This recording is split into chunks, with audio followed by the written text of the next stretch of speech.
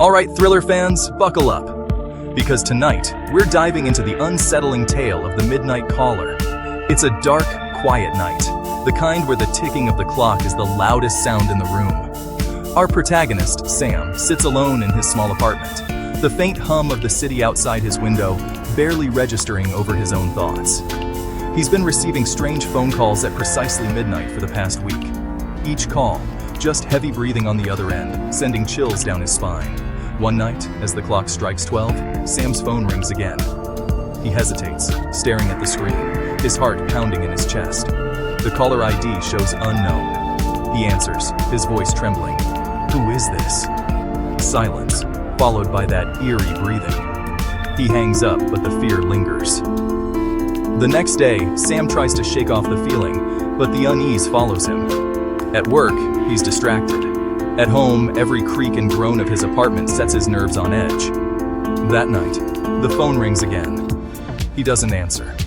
The calls continue, relentless, each one fraying his nerves further. Then, one night, there's a knock at his door. He freezes, his breath catching in his throat.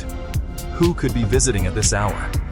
He creeps towards the door, peering through the peephole. No one there.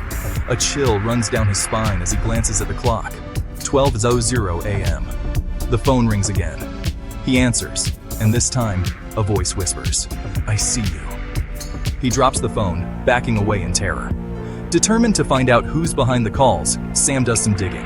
He learns that his apartment once belonged to a man who mysteriously disappeared.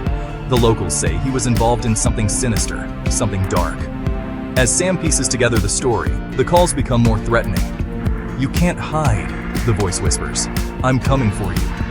Days turn into nights filled with dread. Sam's sleep-deprived, paranoid, and desperate. He decides to confront his tormentor. On the 7th night of the calls, he waits by the phone, a plan in place. Midnight strikes, the phone rings. Sam answers, his voice steady. "Who are you?" The voice laughs, a cold, hollow sound. "You'll know soon enough," it says. Just as Sam thinks he's about to get some answers, the lights go out.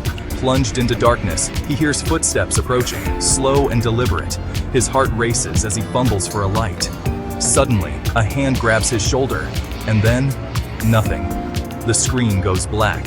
The story ends here, leaving you on the edge of your seat, heart pounding, breathless. Who is the Midnight Caller? What happens next? Stay tuned for the next episode, and remember, sometimes it's better not to answer the phone. Like, subscribe, and hit that notification bell if you want to know what happens next. Sweet dreams, if you can manage them.